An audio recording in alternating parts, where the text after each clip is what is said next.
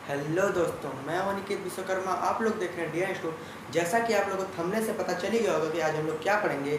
आज हम लोग पढ़ेंगे बीटेक सेमेस्टर 1 के मैथमेटिक्स में जो है रोल्स थ्योरम। आज हम लोग रोल्स थ्योरम पढ़ेंगे। तो रोल्स थ्योरम से को स्टार्ट करने से पहले हम पहले डिफरेंशियल कुछ फॉर्मूलों को आपको बताएंगे पीडीएफ के माध्यम से। तो आइए पीडीएफ से देखा जाए।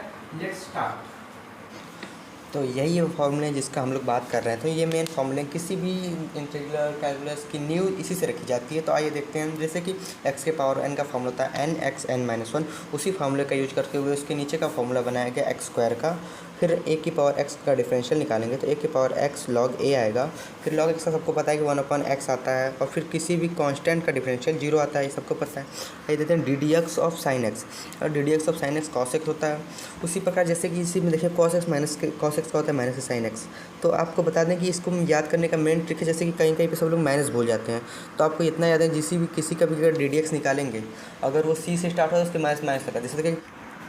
जैसा देखिए कॉस स्टार्ट हुआ है सी से, तो यहाँ पे माइनस लगा है। ये देखिए यहाँ पे माइनस लगा है। वैसे ही कॉट स्टार्ट हुआ है सी से, तो यहाँ पे माइनस लगा है। उसी प्रकार यहाँ देखेंगे कोसेक स्टार्ट हुआ सी से। Oh my God. उसी प्रकार देखिए जहाँ से कोसेक स्टार्ट हुआ है सी से, तो यहाँ पे भी माइनस लगा हुआ है।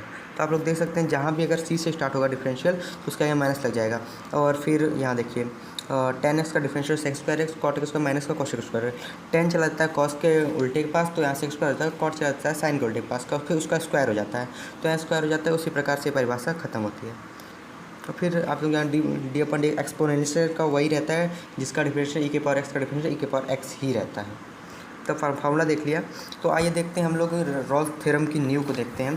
तो रोल्स थ्योरम को स्टार्ट करने से पहले थोड़ा सा इस पर बात चर्चा करेंगे हम लोग। Continuous function. कंटिन्यूस फंक्शन क्या होता है कि कंटिन्यूस फंक्शन जैसे कि कोई भी सब लोग बोलते हैं कंटिन्यूस फंक्शन है, कंटिन्यूस फंक्शन है। तो हम लोग अब बीटेक के छात्र हैं, इंजीनियरिंग कर रहे हैं, तो हम लोग को इतना पता रहना चाहिए कि कौन सा फंक्शन कंटिन्यूस है कौन सा नहीं है, देखते ही पता रहना चाहिए। तो उसके लिए कुछ ट्रिक है, जैसे कि आप लोग यहाँ देख सकते हैं एक्सपोनेंशियल फंक्शन। एक्सपोनेंशियल फंक्शन हमेशा कंटिन्यूस फंक्शन होता है, इसमें कोई दोहरा नहीं है, ये हमेशा कंटिन्यूस ही रहेगा। उसी प्रकार ट्रिग्नोमेट्रिक फंक्शन है F x sine x. Sign X और ट्रिग्नोमेट्रिक फंक्शन भी हमेशा कंटिन्यूस फंक्शन होता है। पॉलिनोमियल फंक्शन जैसे होता है, ये भी है एक्स स्क्वायर प्लस 2y+3, ये हमेशा कंटिन्यूस होता है।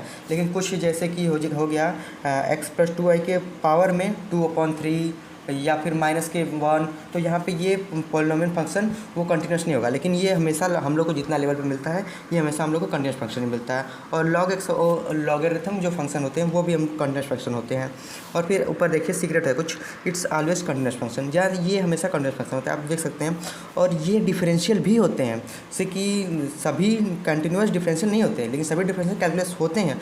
लेकिन ये जो कंटिन्यूस हैं, ये जो 4 लाइन लिखा है, ये कंटिन्यूस है तो डिफरेंशियल होंगे, ये सार्वभौमिक सत्य है, बस इसी के लिए अप्लाई होता है। जैसे कुछ एक्सेप्शन भी होते हैं जो कि वो कंटिन्यूस होंगे लेकिन डिफरेंशियल नहीं होंगे। फिर आइए आगे देखते हैं। तो Rolle's theorem, conditions for Rolle's theorem. Rolle's theorem का कंडीशन होता है if a function F x is, अगर हम लोग के पास कोई एफ एक्स फंक्शन है तो वो क्या होगा, क्या रहना चाहिए, उसके लिए कंडीशन है कि अगर हमारे पास कोई फंक्शन एफ एक्स है तो वो क्या है, कंटिन्यूस इन क्लोज इंटरवल। अगर हम लोग उसका कंटिन्यूस निकालें तो वो क्लोज इंटरवल, ये जो देखिए इंटरवल है, ये क्लोज्ड इंटरवल है, ये ओपन इंटरवल है।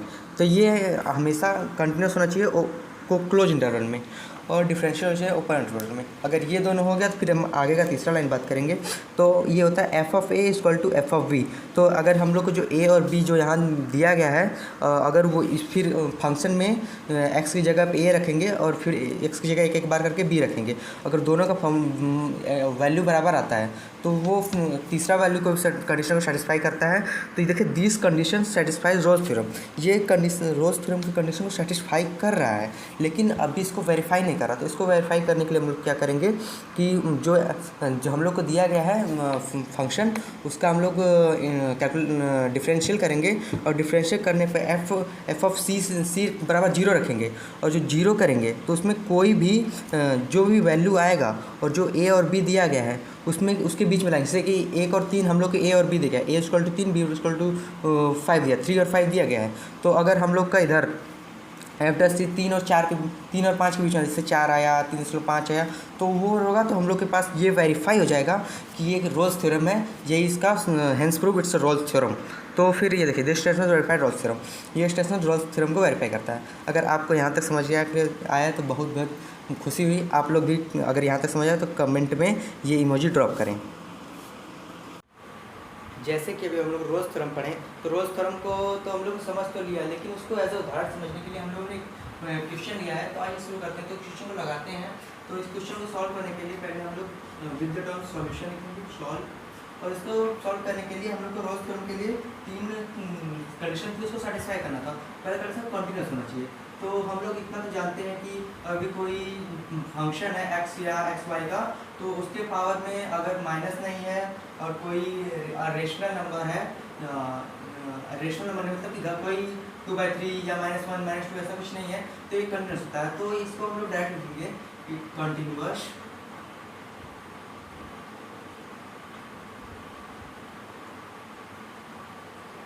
Function in close interval.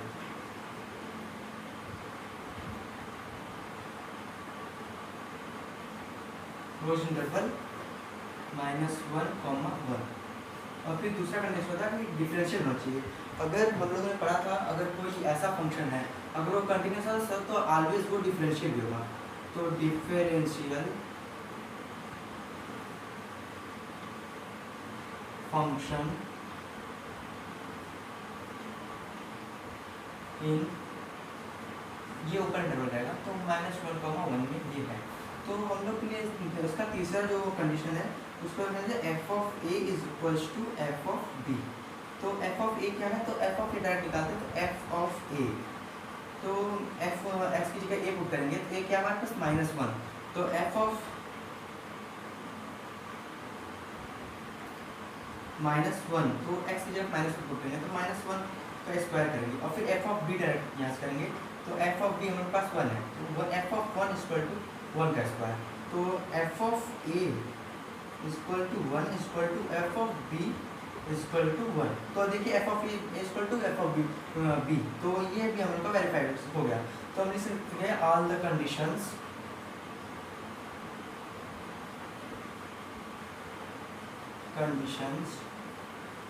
Of Rolle's theorem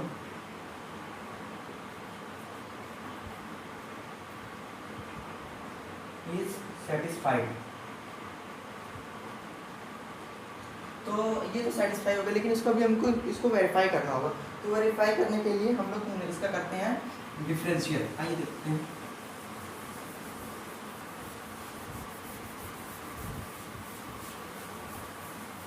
तो इसका हम लोग फंक्शन का निकालते हैं। तो F dash X equal to X square, तो एफ इसका भी डैश निकला है, तो F dash X equal to 2x, और एक्स की जगह एफ डॉस एक्स की जगह हम लोग सी पुट करेंगे, 2c।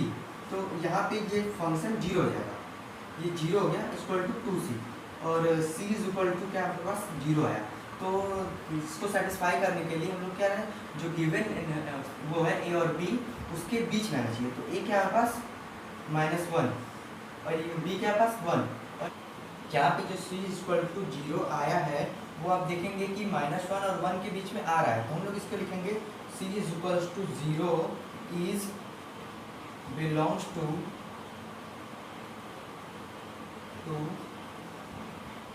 -1, 1, so that Rolle's theorem is verified, hence proof. तो हम लोगों ने क्या पढ़ा कि पहले इसके बारे में हम लोगों ने ऑनलाइन पीडीएफ से पढ़ा, फिर पीडीएफ से हम लोगों ने इसकी एज ए एग्जाम्पल सॉल्व किया, और अच्छा आशा करता हूँ कि आप लोग को समझ में आ गया होगा।